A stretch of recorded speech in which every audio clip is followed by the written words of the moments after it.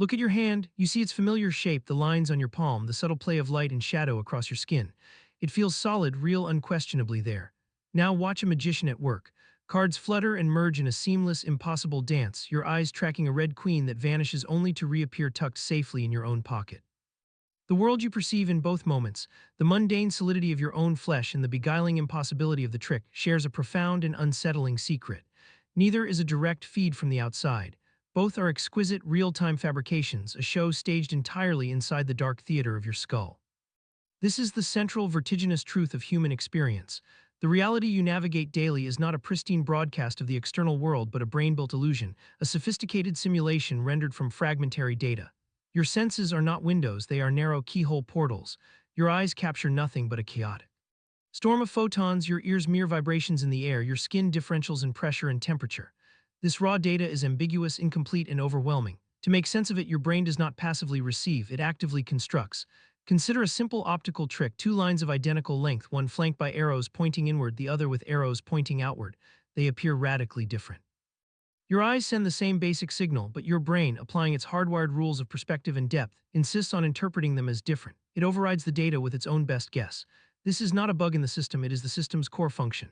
The magician's shuffle exploits this same machinery, guiding your brain's predictions about where a card should be, then deftly violating them in the blind spot of your attention. We move through life believing we are impartial observers of an objective stage. Neuroscience reveals a humbler, astonishing role. We are the playwrights, set designers, and lead actors in a private, ongoing production. Every sight, sound, and sensation is a live interpretation, a narrative woven from sensory whispers and the brain's loud, confident assumptions about what those whispers must mean. This narrative is so seamless, so convincing that we mistake the story for the source material. We confuse the map for the territory. The journey ahead is an exploration of this magnificent deception. We will peer into the gaps between the world as it is and the world as we experience it, using illusions not as mere curiosities but as blueprints that reveal the mind's architectural rules. We will see how attention sculpts reality, how culture tints our perceptual lens, and how emotion edits the scenes before our eyes. The goal is not to undermine reality's value but to understand its origin. For the world you know, the color of the sky, the meaning of a smile, the very sense of a solid self in a stable environment is not given, it is built moment by moment from the ground up. It is in every meaningful sense constructed. The constructed world holds firm until it fractures and the fracture lines reveal its true nature. Two of the most profound cracks in modern memory appeared not in laboratories but in the glare of public discourse, turning everyday observations into collective existential crises. They are perfect demonstrations that perception is a relentless act of prediction, not passive reception, and that the brain is a storyteller so convinced by its own tale it mistakes the fiction for fact. First, consider the checker shadow illusion. A simple image, a checkered board with a green cylinder casting a soft, dark shadow across one corner. Two squares are labeled, one in the shadow, one in bright light. Your brain, armed with a lifetime of experience about how shadows affect color and contrast, delivers a verdict. The square in the light is a pale gray, the one in the shade is a dark charcoal gray. But when a connecting bar of uniform color is drawn between them, the truth shatters the perception. Both squares are identical shades of gray. The brain did not see the light hitting the retina. It saw its own inference about the scene's lighting conditions and adjusted the colors accordingly. It discounted the shadow to report what it believed the surface reflectance should be. This is predictive perception in its purest form, the brain making a confident guess about the world and presenting that guess as raw, unmediated reality. Then came the dress. A photograph, poorly lit and ambiguous, sparked a global schism. To some, the garment was unmistakably blue and black. To others, it was just as definitively white and gold. The internet erupted in debate, friendships were strained, and a simple question of color became a visceral lesson in subjective reality. The phenomenon hinged on the brain's attempt to resolve the photograph's lighting. Those whose visual systems assumed the dress was in a shadow, lit by bluish daylight, subtracted the blue and saw white and gold. Those who assumed it was under yellowish indoor lighting subtracted the gold and saw blue and black. Each brain made a different, unconscious assumption about the light source, and each then delivered a completely different, utterly certain experience of the object itself. There was no correct answer, only the stark revelation that what we perceive is not the thing in itself, but our brain's best model of it. These illusions are not malfunctions, they are features of a system optimized for speed and survival. The world is too full of noisy, ambiguous data to process from scratch every moment, so the brain runs a constant, high-speed simulation. It uses past experiences, ingrained assumptions, and contextual clues to predict what the senses should be detecting. It then uses the actual sensory input mostly to check for errors, to correct its model only when the prediction is significantly wrong. Most of the time, the prediction is so good that the brain simply confirms its own story. We see not what is, but what we expect to be there. This makes the brain a brilliant but sometimes overconfident narrator. It seamlessly stitches its predictions into the fabric of experience, hiding the seams so well we never notice the editorial process. The checker shadow illusion and the dress phenomenon are moments when the editing room door is flung open. We catch the narrator in the act, grafting assumptions onto reality and presenting the composite as truth. These reality breaks force a humbling acknowledgement. The vivid, stable world we experience is a live performance, a running hypothesis about the outside environment. The storyteller is so deeply embedded in the narrative that it forgets the tale is a guess. And in that forgetfulness, the illusion of an objective, shared reality is born. The most unsettling revelations about the mind's construction project often arrive not from static images, but from dynamic scenes where the brain's editing hand is caught in real time. In a quiet psychology lab at Harvard in the late 1990s, researchers Daniel Simons and Christopher Chabris designed a deceptively simple task that would become a landmark demonstration of this editorial power. They asked participants to watch a short video and perform a focused but seemingly straightforward duty: count how many times players wearing white shirts passed a basketball. The video itself was unremarkable. It depicted a group of people, some in white shirts, some in black, moving in a casual, looping pattern in a hallway as they passed two basketballs among themselves. The scene was slightly boring, the task mildly challenging due to the overlapping movements, requiring sustained attention. Participants leaned forward, eyes tracking the ball, lips moving silently as they tallied the passes: 15, 16, 17. They were engaged in a classic exercise. Selective attention, filtering the relevant actors in white from the irrelevant ones in black. For approximately 30 seconds, they were diligent observers, confident in their grasp of the events unfolding on the screen. Then the experimenters revealed the shocking twist. They asked a question that seemed absurd. Did you see the gorilla? The participants' reactions ranged from puzzled smiles to outright disbelief. A gorilla? In that bland video of people passing a basketball, it sounded like a joke. But it was not, for during the video, a person in a full-body gorilla suit had walked directly into the center of the scene, paused to face the camera, thumped its chest in a classic primate gesture, and then ambled off-screen. The gorilla was on screen for a full 9 seconds, large, dark, and utterly incongruous, and approximately half of the participants, wholly focused on counting the passes, had completely failed to see it. The moment of revelation was one of profound cognitive dissonance. Those who had missed the gorilla were shown the video again, this time with instructions to simply watch. As the familiar scene played and the shaggy black figure entered the frame, their responses were visceral. There were gasps, incredulous laughs, and hands raised to mouths. The gorilla was unmistakable, impossible to ignore once known. Yet moments before, it had been entirely invisible to them. Their brains, locked onto the specific goal of tracking white-shirted passes, had filtered the unexpected stimulus out of conscious awareness. The gorilla had entered their visual field but had not entered their perceived reality. The initial confusion gave way to a dawning, uncomfortable awareness. If something as blatant as a chest-thumping gorilla could be missed while performing a mundane task, what else was slipping by unnoticed in the complex tapestry of daily life? The experiment laid bare a fundamental truth: what we perceive is not a comprehensive recording of everything in front of us. It is a severely edited highlight reel, curated by attentional systems that decide, based on goals and expectations, what makes the final cut. The invisible gorilla was not a trick of the eyes, it was a triumph of the brain's filtering machinery, a silent testament to the fact that we experience only a sliver of the sensory world, believing it to be the whole. The stage was set and the gorilla had delivered its silent, unsettling message: you see far less than you think you do. The phenomenon revealed by the chest-thumping gorilla has a name: inattentional blindness.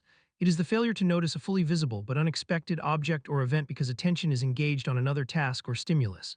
This is not a matter of the eyes failing to register the image. The light from the gorilla suit struck the retinas of every participant.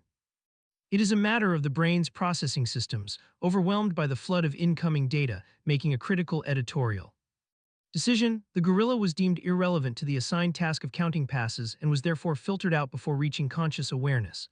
The brain did not just overlook it, it actively prevented it from entering the story of what was happening. This filtering is not a flaw but a feature of supreme efficiency. The human brain is a monumental energy consumer, and processing every detail of the sensory barrage would be computationally catastrophic. To navigate a complex world in real time, the brain must prioritize. It functions like a master editor under a relentless deadline, skimming the raw footage of reality, cutting anything that does not fit the current narrative or immediate goals. This editorial bias is rooted in deep evolutionary advantage. For our ancestors on the savannah, the ability to focus exclusively on the rustle of a predator in the grass, while ignoring the chirping of birds and the sway of distant trees, meant survival. The brain that could allocate its limited resources to the most pressing signals, the potential threat, the potential prey, outcompeted the brain that tried to process everything with equal fidelity. Inattentional blindness is the modern echo of that ancient necessity. The gorilla is the cognitive price paid for the gift of focused attention. This perceptual triage shapes every moment of our waking lives. The world you experience is not the world as it is, but the world as your brain deems useful for your current purposes. Driving down a familiar street while preoccupied with a problem, you might fail to notice a new storefront. In a crowded party focused on a friend's story, you become deaf to all other conversations. The so-called cocktail party effect is an attentional blindness for sound. The brain's filtering apparatus, guided by goals, expectations, and past experience, constructs a streamlined, functional reality. It presents not the full, chaotic symphony of existence, but a solo performance on a single instrument, making the melody clear even as the orchestra fades to silence. The invisible gorilla experiment, therefore, is a gateway into a broader understanding of perceptual editing. It demonstrates that consciousness is not a bright light illuminating everything in its beam, but a narrow spotlight, and what lies outside that beam effectively does not exist for us. This editing extends far beyond momentary lapses. It influences what we remember, how we interpret social interactions, and what we believe to be true. The brain does not simply filter out unexpected gorillas, it filters out unexpected ideas, contradictory information, and details that challenge our internal models of how things are. This sets the stage for a more comprehensive exploration of the mind's predictive machinery. For the brain's editing is not random. It is driven by a powerful underlying principle. The brain is not a passive receiver of the world, but an active predictor of it, constantly guessing what comes next and shaping perception to fit those guesses. The gorilla was invisible because it was not part of the prediction. The real world is full of such invisible elements, edited out by a mind that sees not what is, but what it expects to see.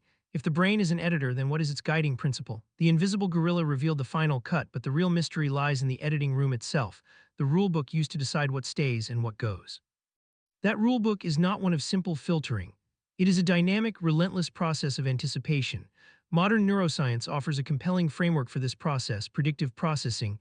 Pioneered by theorists like Carl Friston and Andy Clark, this theory proposes a radical inversion of common sense. The brain is not a passive sponge soaking up sensory data. It is a prediction engine, a composer who writes the symphony of reality a fraction of a second before the sensory instruments actually play. Imagine standing in your kitchen. You reach for the kettle. According to predictive processing, your brain does not wait for your eyes to send signals about a white ceramic object. Instead, it generates a rich, multisensory prediction based on memory, context, and intent. The smooth coolness of the handle, the specific curve of the spout, the weight as you lift it. This prediction is the brain's best guess about the state of the world and your body within it. Only then does it compare this guess to the actual incoming sensory signals, the photons hitting your retina, the pressure on your palm. The majority of what you consciously experience is that pre-written prediction. The sensory input is used chiefly to calculate the prediction error, the difference between what was expected and what is actually detected. If the error is small, the kettle is exactly where and how you predicted. The prediction is simply confirmed and you experience your own flawless guess as reality. If the error is large, the kettle is unexpectedly light because it is empty. The brain rapidly updates its model and you experience surprise.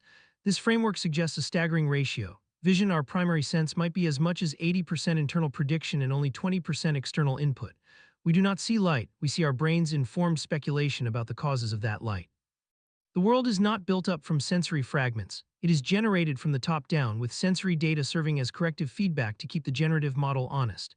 This turns the traditional bottom-up view of perception completely on its head. The brain is not at the mercy of the senses, it is their maestro conducting an orchestra it has largely already written the score for. Metaphors abound to capture this profound shift. The brain is a scientist constantly testing hypotheses against sensory evidence, but a scientist who is heavily biased toward confirming its pre-existing theories. It is a master architect, building a full-scale model of the world inside the skull and then using sensory input like a surveyor's check, making minor adjustments when the model and the terrain disagree. Or perhaps most evocatively, it is a prisoner in a dark chamber, receiving only cryptic, flickering messages through narrow slots. To make sense of the chaos, the prisoner must tell themselves a coherent, ongoing story about what is happening outside, using the messages only to correct the narrative's most glaring inconsistencies. The story becomes their reality. This predictive machinery explains the seamless nature of ordinary experience. When you walk through your home in dim light, you do not see a confusing array of shadows and shapes. You see the familiar couch, the bookshelf, the doorway, your brain confidently projecting known objects onto the ambiguous data. It also explains the potency of illusions. The checker shadow and the dress are cases where the brain's predictive model, based on lifelong learning about lighting and shadows, is so strong that it overrides the contradictory sensory evidence, leading to a persistent misperception. The brain chooses its own prediction over the data. It is a composer so sure of the next note that it barely hears the orchestra when it plays something different. Predictive processing sets the stage for a deeper exploration of this constructed reality. It provides the fundamental mechanism by which attention, culture, and emotion all exert their influence. They shape the brain's predictions. To understand why we see what we see, we must now delve into what happens when the predictions fail, and the raw, uncorrected error signals briefly flood the system, creating the cracks through which we glimpse the machinery itself.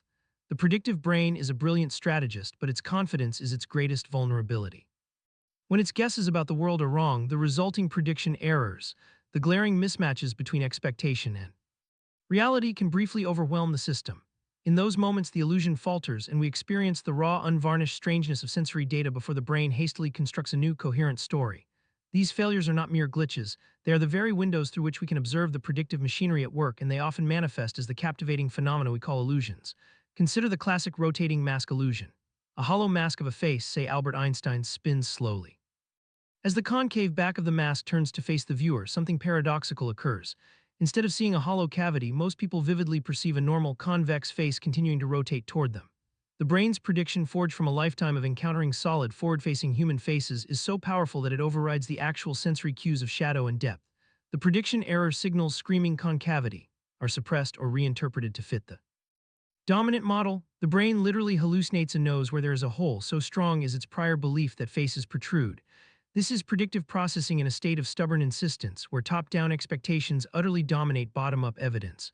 Other illusions arise from the delicate, often tense negotiation between these two forces. The famous rabbit-duck ambiguous figure flickers in perception not because the image changes, but because the brain's predictive models for rabbit and duck are both plausible interpretations of the same sparse sensory data. Each time the perception flips, it reflects a shift in which top-down prediction has temporarily won the neural competition to explain the bottom-up input. Similarly, the mesmerizing motion of a spinning dancer, who can appear to rotate clockwise or counterclockwise, stems from a visual system deprived of depth cues.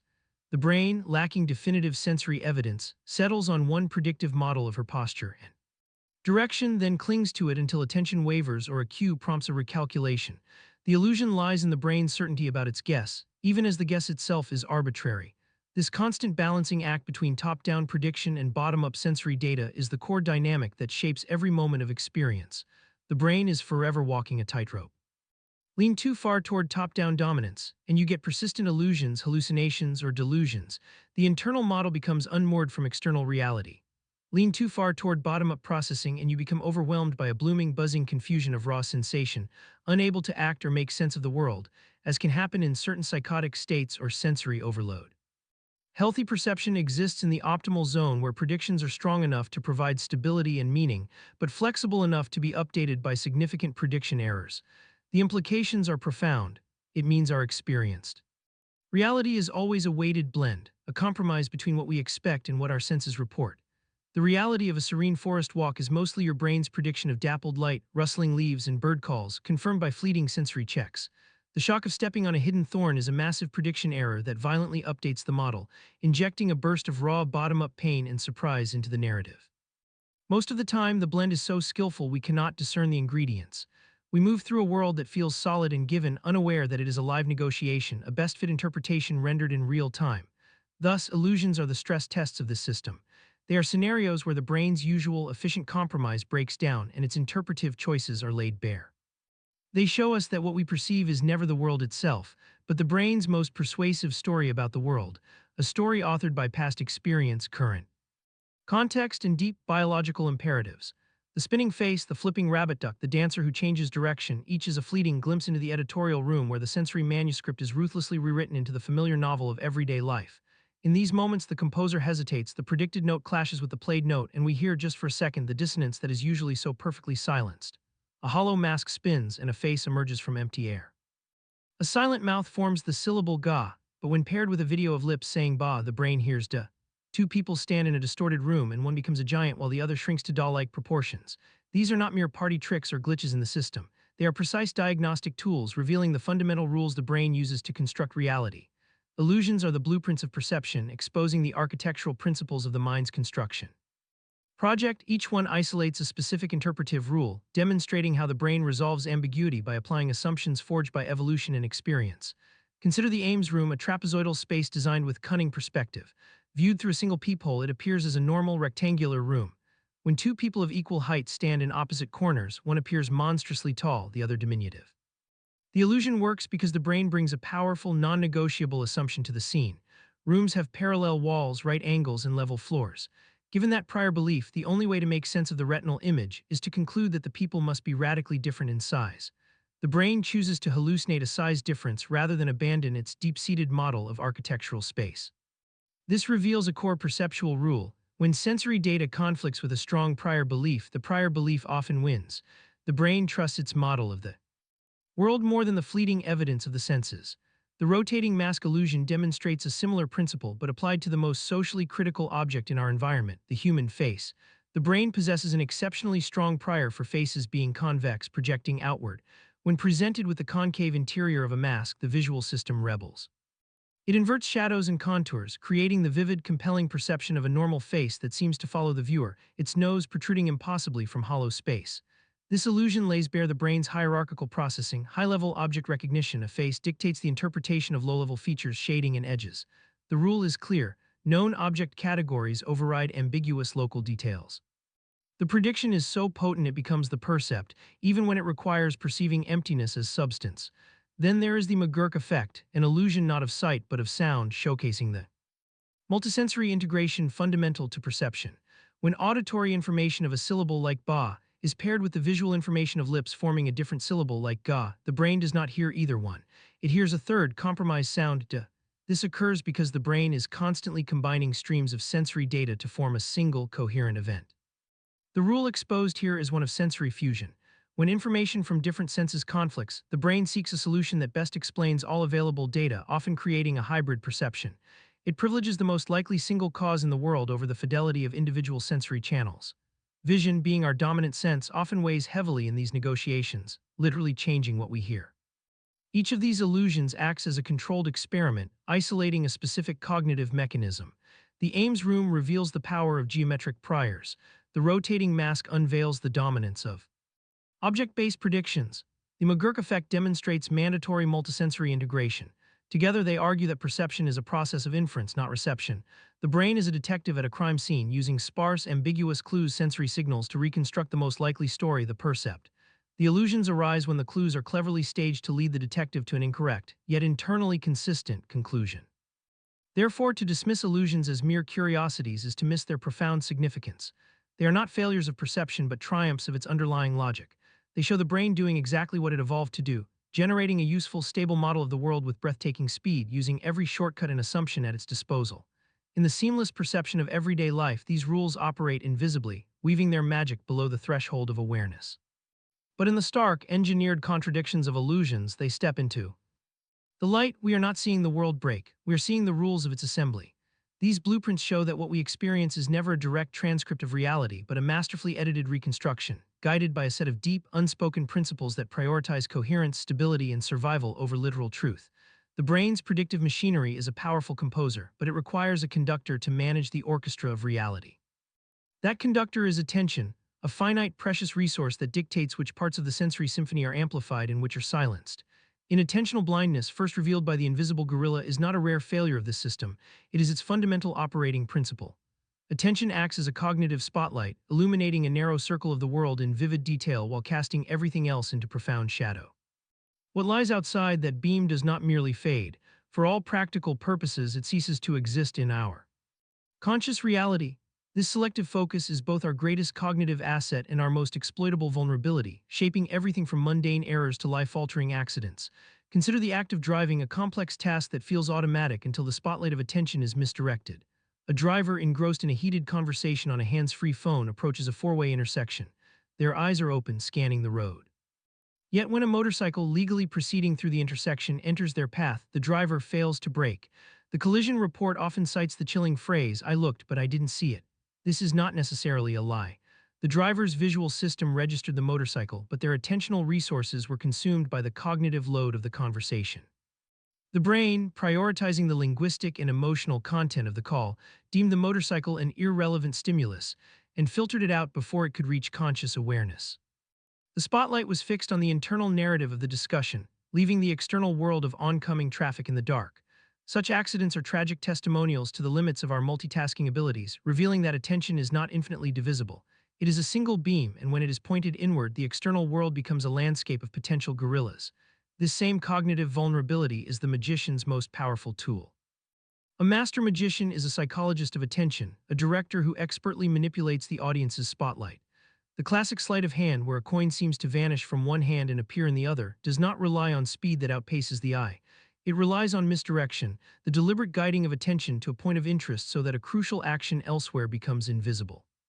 The magician might use a dramatic gesture, a compelling story, or a direct gaze to fix the audience's attentional beam on their left hand, while their right hand executes the secret move in the perceptual periphery.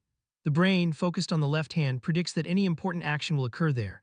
It therefore suppresses prediction errors from the right hand, interpreting minor flicks of motion as irrelevant noise. The coin's journey occurs not in a blur, but in a blind spot created by the brain's own editorial priorities. The audience does not miss the move. Their brains actively ensure it is not seen because it falls outside the narrative the magician has so skillfully established. The mechanics of this spotlight are rooted in the brain's predictive processing framework. Attention essentially increases the gain or precision weighting on certain prediction error signals. When you attend to a magician's left hand, your brain increases the priority of sensory data from that region, making its predictions about that hand's actions more detailed and influential. Simultaneously, it downgrades the precision of errors from attended areas like the right hand. Those signals, even if they contain surprising data like a coin being palmed, are treated as unreliable noise and are explained away or ignored. The brain's model of reality is updated only where attention is focused. Elsewhere, the model persists unchallenged, allowing the magician's deception to flourish. This is why looking directly at a trick does not guarantee you will see through it. The deception operates on the level of cognitive priority, not visual acuity. Thus, the spotlight of attention shapes not just what we see, but what we perceive as real and meaningful. It determines which sensory data is granted the authority to update our internal model of the world.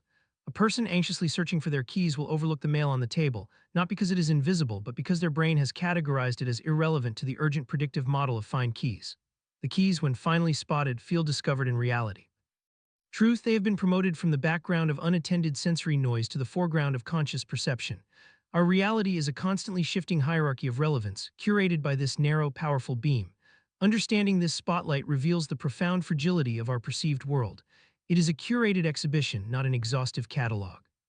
The gorilla on the basketball court, the motorcycle at the intersection, the magician's hidden move, all are casualties of an efficient system that must choose what matters in a world overflowing with information.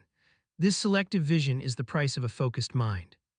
It allows us to think, plan, and converse, but it also leaves us perpetually vulnerable to missing the unexpected, whether that be a moment of wonder, a hidden danger, or a truth that lies just outside the illuminated circle of our current concerns. Our reality is in every moment a product of what we choose and what we are led to attend to. If inattentional blindness reveals what we miss when not looking, a more unsettling phenomenon exposes what we miss even when we are looking directly at the scene. Imagine a stranger stops you on a university campus to ask for directions. You engage, pointing down the path, explaining the turns. As you speak, two workers carrying a large door pass rudely between you. The conversation resumes and you finish your explanation. What you almost certainly fail to notice is that the stranger behind the door is not the same person you began speaking to. An accomplice has taken their place, differing in height, build, and clothing. This is not a hypothetical scenario. It is the famous door study experiment conducted by Simons and Levin, and its results are a stark demonstration of change blindness, the frequent inability to detect dramatic changes in a visual scene, especially when those changes coincide with a brief interruption like a blink, a cut, or a passing door. The brain's handling of visual information is not like a continuous, high-definition video recording. It is more akin to a series of vivid snapshots with the gaps between them filled by assumptions and predictions. The visual system does not maintain a detailed moment-to-moment model of the entire environment. Instead, it prioritizes the construction of a coherent narrative, updating only the specific elements deemed relevant to current goals. When the door passes between you and the stranger, it creates a natural visual disruption, a mud splash across the visual field.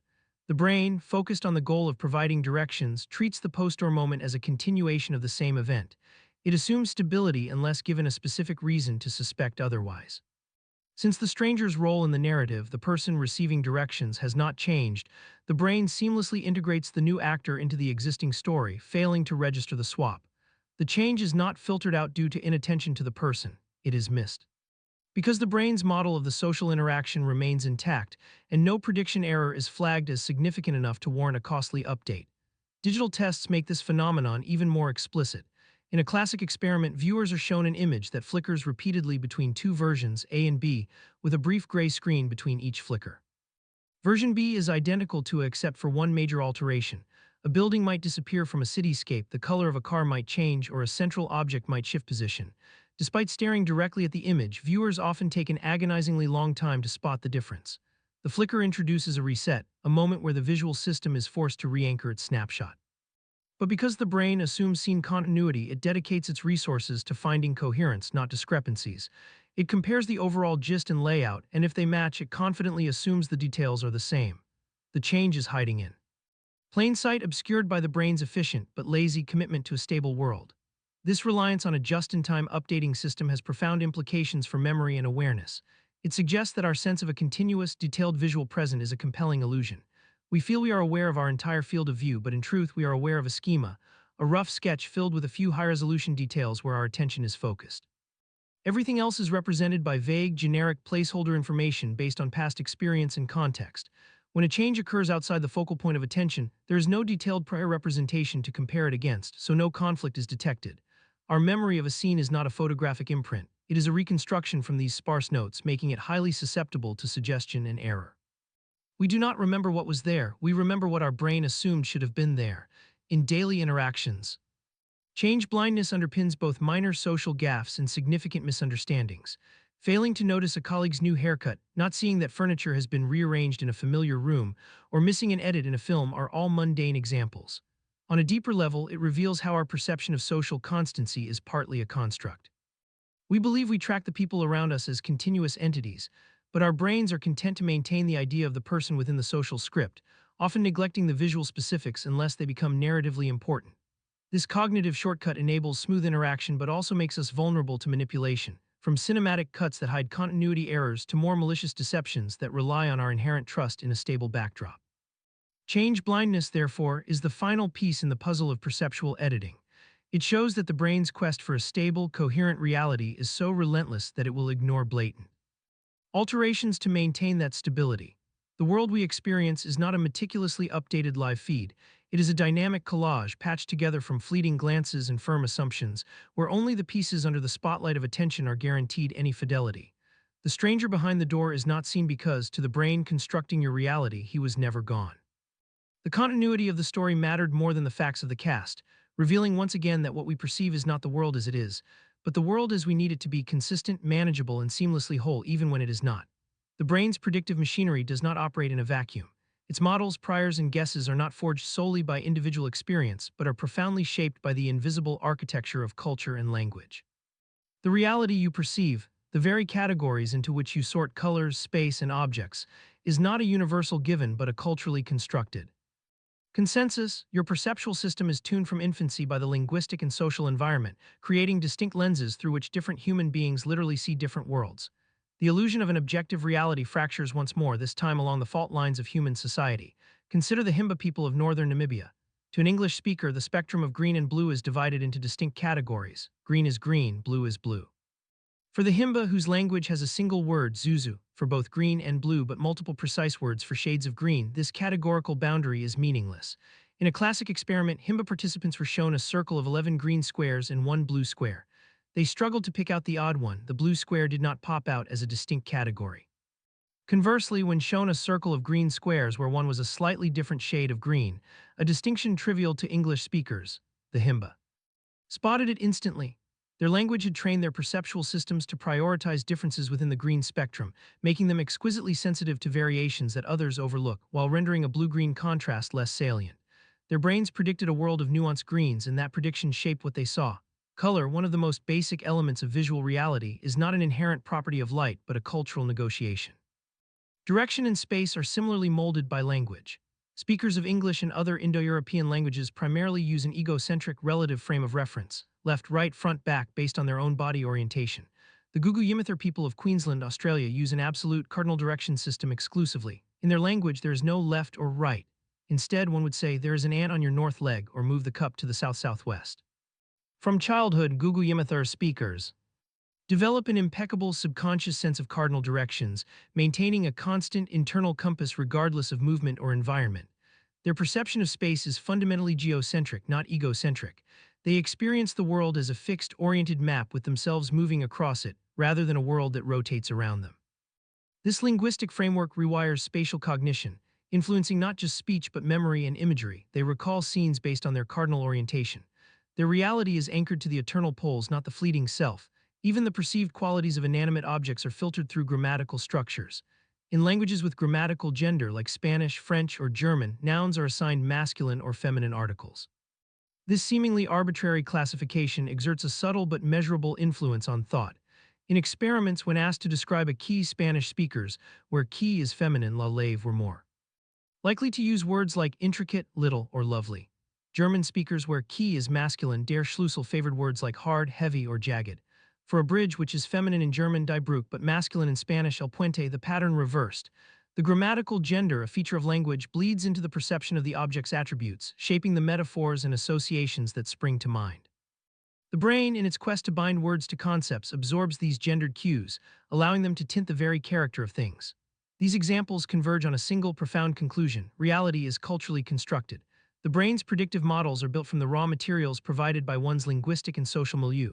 Language is not merely a tool for describing an independent world. It is a programming language that installs the foundational software for perception. It tells the brain which differences are meaningful and which can be ignored, how to carve up the continuum of experience into discrete chunks, and what qualities to implicitly assign to the elements of the world. A Himba child learns to see a forest not as a mass of green but as a tapestry of distinct Zuzu shades. A Gugu Yimithir child learns to feel the magnetic pull of the earth in every glance. A Spanish child learns to sense a gentle femininity in a key. This cultural programming operates below awareness, making each perceptual lens feel like the only natural way to see. We mistake our culturally specific construction for the world itself. Yet the existence of these diverse realities, each internally consistent, each perfectly functional for its environment, reveals the breathtaking plasticity of the human mind. The stage upon which our personal drama unfolds is not a fixed set.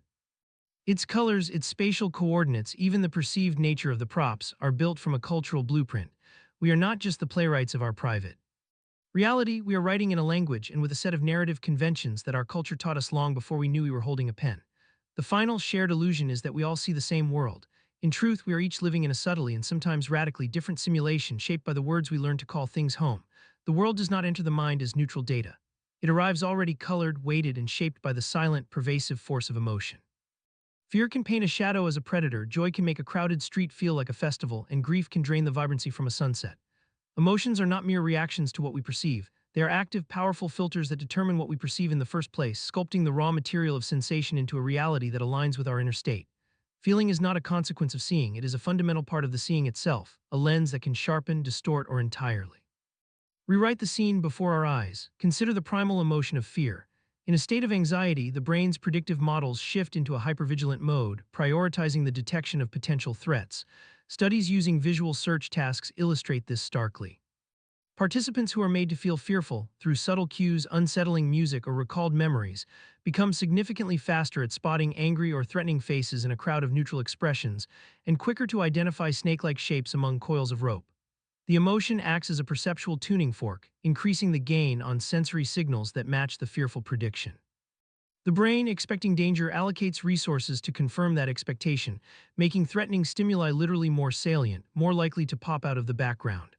A branch snapping in a dark forest is not just a sound. To a frightened hiker, it is a definitive crack of a footstep, its location and intent vividly constructed by the brain's terror-fueled narrative. The emotion has edited the sensory input, amplifying ambiguity into certainty, transforming the world into a more dangerous place because it expects danger. This emotional editing extends beyond threat detection into the very interpretation of social cues. In a classic experiment, researchers showed participants a series of emotionally ambiguous faces while playing different types of music: ominous, threatening scores, or light, cheerful melodies. The same neutral face, when paired with sinister music, was consistently judged as untrustworthy, angry, or cruel. When paired with uplifting music, it was seen as kind, happy, or gentle. The auditory emotion seeped into the visual domain, providing a contextual framework that the brain used to resolve the facial ambiguity. The predictions supplied by the music, "this is a scary situation" or "this is a happy moment," dictated the final percept of the face. The brain, striving for a coherent multisensory story, allowed the emotional tone to dictate the visual conclusion, proving that what we see in a human face is not just its geometry but the emotional context we bring to it. When emotional states become chronic, as in trauma or deep-seated bias, they can permanently reshape the perceptual lens. For a person with post-traumatic stress disorder, sensory cues remotely associated with the traumatic event, a specific smell, a tone of voice, a time of day can trigger a full-scale perceptual hijacking. The brain's predictive model, frozen around the traumatic event, interprets these cues as absolute evidence of renewed danger. The present moment is overwritten by the past. A car backfiring becomes a gunshot, a crowded room becomes a trap, a benign glance becomes a threat. The emotional filter of trauma is so powerful and rigid that it forces current reality into the template of past horror, creating a world that is perpetually menacing. Similarly, implicit biases, unconscious emotional associations, based on race, gender, or social group, act as stealthy perceptual filters. They can influence the speed with which we recognize faces, the attention we pay to certain individuals in a group, and the interpretations we assign to ambiguous actions. A brain carrying a bias predicts certain traits or behaviors from certain social categories, and that prediction subtly tints perception, making confirming evidence more noticeable and disconfirming evidence easier to ignore. Thus, emotion is a master editor in the brain's construction suite, wielding the power to highlight, shadow, or recast the elements of reality. It does not sit separate from perception, it is woven into the predictive loops that generate it. An angry man sees more hostility in the world because his brain is primed to find it. A love-struck person sees beauty and connection everywhere because their emotional state generates predictions of warmth and affinity. Our reality is not an emotional blank slate that we then feel. About it is a canvas prepared, sketched, and often fully painted by our feelings before we even consciously behold it. The world you see is in every moment a reflection of your heart's expectations, a truth that reveals the profound intimacy and unsettling subjectivity of experience. We do not merely live in the world, we feel it into being. The most pervasive and powerful illusions are not confined to psychology labs or ambiguous images. They are woven into the very fabric of modern life, engineered by architects of attention who understand the brain's predictive vulnerabilities better than we understand them ourselves. Every notification, every headline, every seamless scroll is a carefully crafted manipulation of perceptual reality, exploiting the brain's hunger for coherence, its reliance on expectation, and its limited spotlight of attention. Our constructed world is now, more than ever, a designed one. Consider the simple act of reading the news. Two outlets report on the same economic data. One headline proclaims unemployment dips amidst robust growth, accompanied by a photo of a smiling worker. The other states underemployment crisis deepens despite government figures, paired with an image of a crowded job fair. The raw data is identical, but the realities constructed in the reader's mind are opposites. This is framing, a manipulation that leverages the brain's tendency to accept the first coherent narrative it encounters. By selecting which aspects of a complex event to highlight, which metaphors to employ, and which images to pair, media outlets do not just report a story, they build a predictive model for the audience. The brain, seeking to avoid the cognitive load of reconciling contradictory details, adopts the provided frame as its own, shaping not only immediate perception but future interpretations of related events. The frame becomes a perceptual lens, filtering subsequent information to fit the established narrative, creating self-reinforcing, divergent realities for different segments of the population. This engineered divergence is amplified exponentially within the algorithms governing social media feeds. These are not neutral pipelines of information. They are prediction engines optimized for engagement, trained to identify and serve content that aligns with a user's existing beliefs, emotions, and biases, their established perceptual filters. If you linger on posts expressing political outrage, the algorithm predicts you will engage with similar outrage, and thus constructs a reality for you where the world is perpetually infuriating.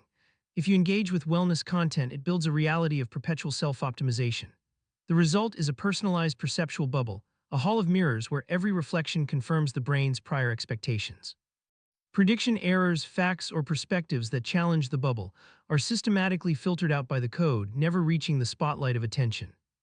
The brain, receiving a steady stream of confirming evidence, grows ever more confident in its distorted model. What feels like a window onto the world is, in fact, a bespoke simulation, one that deepens societal fractures by ensuring no two people share the same informational landscape. The manipulation extends to the very interfaces we touch. Persuasive design, or dark patterns in user experience (UX), are a masterclass in exploiting attentional and predictive weaknesses. The endless scroll of a social media feed hijacks the brain's foraging instinct, replacing natural stopping points with a bottomless stream of predicted rewards. The red notification badge triggers a primal alert response, creating a tiny urgent prediction error that demands resolution through a click. Autoplay on video platforms eliminates the conscious decision to stop, exploiting the brain's predictive momentum. If one video was relevant, the next likely will be. These designs create a perceptual reality. Time dissolves and agency diminishes, all by understanding that the brain will follow the path of least cognitive resistance. The interface becomes an environment that predicts and then dictates user behavior, shaping a reality where disengagement feels like an act of willpower against a tide of expertly engineered cues.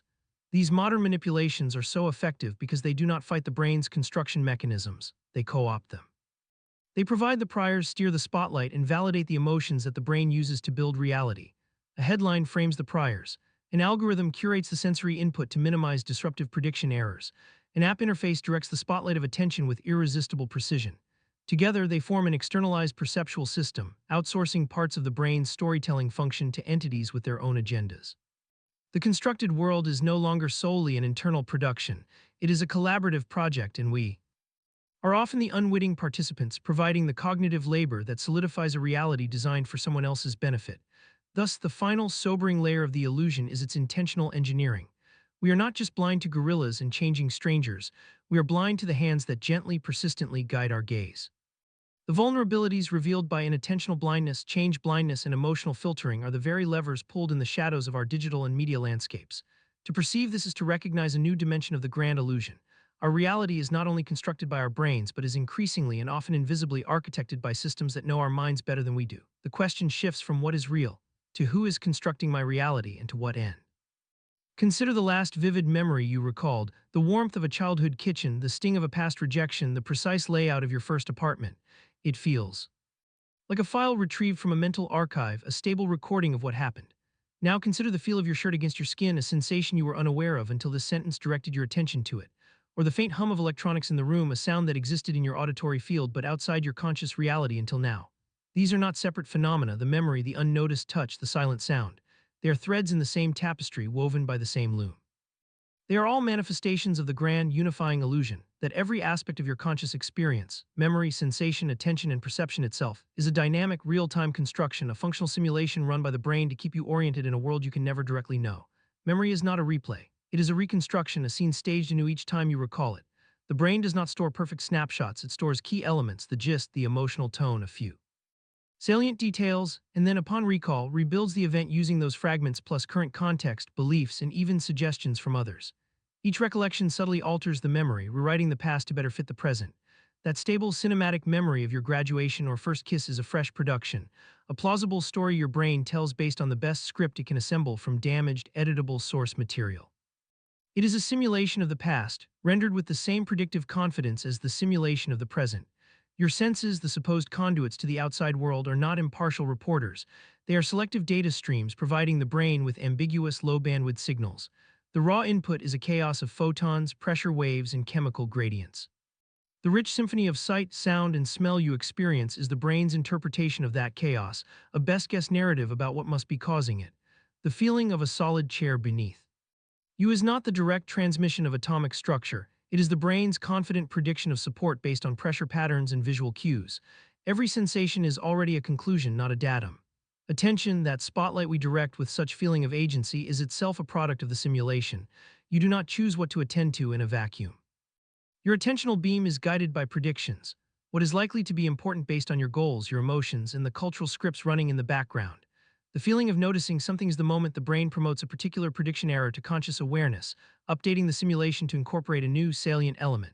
Even the sense of volitional control over your attention is part of the story the brain tells itself to maintain a coherent model of an autonomous self.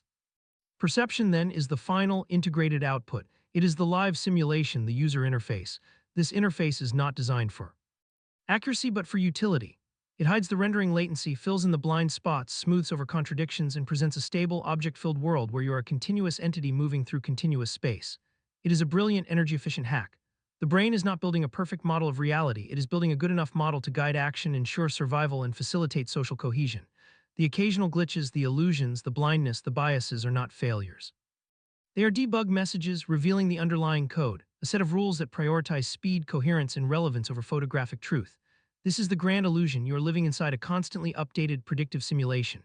Your reality is not a broadcast, it is a broadcast of a reconstruction of a guess about a world that remains forever behind a veil. The simulation is so seamless, so self-consistent, that you mistake the rendered graphics for the hardware of the universe.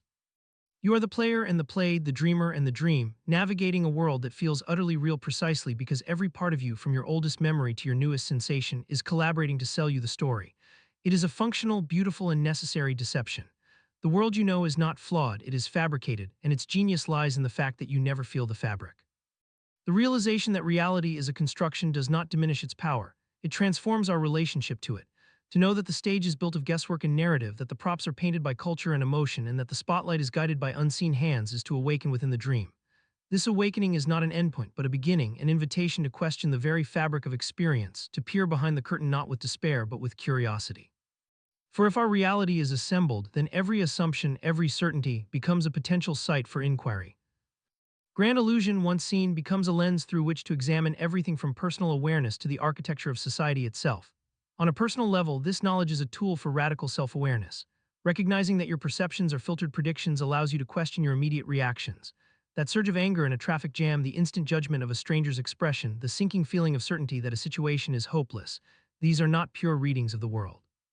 They are your brain's rapid-fire constructions, blending sensory crumbs with emotional priors and past scripts. To pause and ask, what prediction is my brain confirming right now, is to create a tiny gap in the simulation, a moment of agency where you can choose to update the model. It is the difference between being swept away by the story and remembering you are also the storyteller. This does not make the feelings less real, but it reveals their origin as internal. Interpretations, not external truths.